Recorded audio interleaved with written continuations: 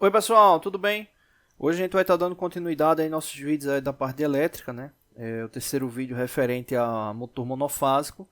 E hoje a gente vai estar vendo aí a questão da ligação do mesmo para 220 volts, né? E aí no caso, na verdade, entender, né? Por que o motor monofásico ele pode ser ligado tanto 127, né? 110/127, né? Como 220 volts, né? Já que a bobina ela suporta 127 volts, né? Então, a pergunta maior é como é que pode ser ligado ali em 220 volts, né? Então aqui a gente tem os quatro esquemas, né? Tem os quatro esquemas aqui, né? Referente aqui as bobinas, né? O esquema aqui das bobinas, e aí a gente vai fazer um comparativo, o primeiro do seguinte, né? Vou até fazer aqui um diagrama diferente, né? Vou fazer assim.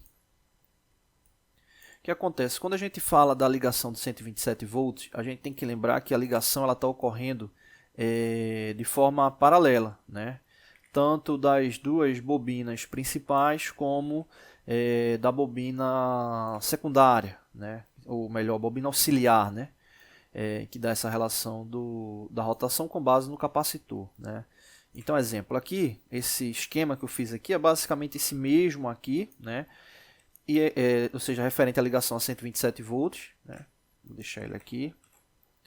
E vou fazer aqui um esquema referente ao 220, a ligação ao 220, para você entender nesse esquema melhor qual é a diferença que ocorre, né? E por que dá para ligar as bobinas, né? Mesmo com 220, elas vão ter ali capacidade, vão receber, né? Ali a carga ohmica de 127 volts.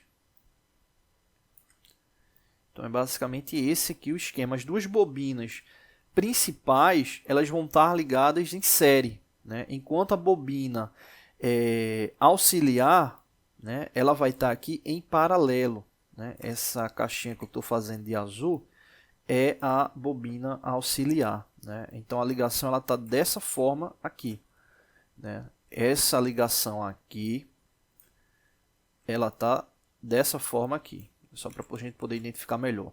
Qual a diferença, né? Vamos focar nessas duas aqui. Focar nessas duas. Aqui dá para observar que eles estão em paralelo, né? Tranquilo. E nessa ligação de 220 volts, né? O que acontece? Observa que a fase está chegando ali no terminal 1, né? E a ligação está ocorrendo do terminal 2 para o 3, né? E não como estava ocorrendo aqui de forma direta, né? No caso aí as bobinas em paralelo. Então nesse caso aqui, essas duas bobinas, né? Aqui são essas duas aqui, né? Ou seja, elas estão ali em série, né? Elas estão em série, então consegue permanecer essa relação da carga ohmica ali de 127 volts chegando nela, né? Então isso aí é fundamento elétrico, né? E no caso, por esse princípio, por aqui está chegando 127 volts, significa que essa bobina auxiliar também está recebendo ali os 127 volts, né? A bobina auxiliar, que estou marcando aqui, que é essa aqui. Observa que essa ligação aqui de cima, ela está indo aqui para esse centro, é essa mesma ligação aqui.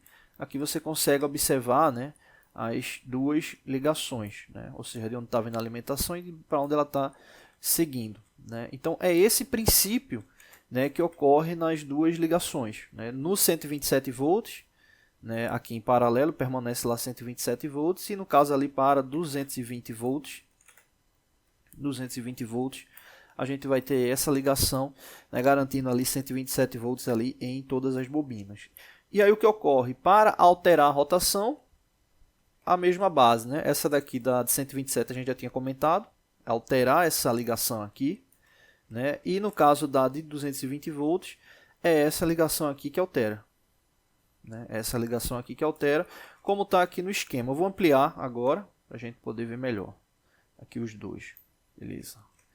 Então aqui no caso, a relação da mudança de rotação está aqui nessa alteração, né? Então aqui você tem a rotação para um sentido. Se você quiser inverter a rotação, né, como está aqui descrito, observa que o 3 que estava indo para o 5 aqui, nesse caso aqui ele está indo do 3 para o 8, né, e o 4 indo lá para o 5. Né? É de fato garantindo a mudança de fase ali na bobina auxiliar e dando esse impulsionamento ali para o rotor, né, o eixo ali do motor, né, para que ele venha ter um sentido ali específico conforme a sua necessidade. Então é por causa dessa condição de ligação que a gente consegue alimentar um motor, né, monofásico com 220 volts, sabendo que as bobinas dele suportam ali 127 volts.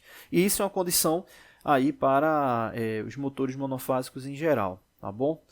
Então é isso, né? Fica aí essa informação referente à ligação. No próximo vídeo a gente vai estar falando especificamente ali sobre corrente, né? Corrente elétrica ali no motor. Valeu!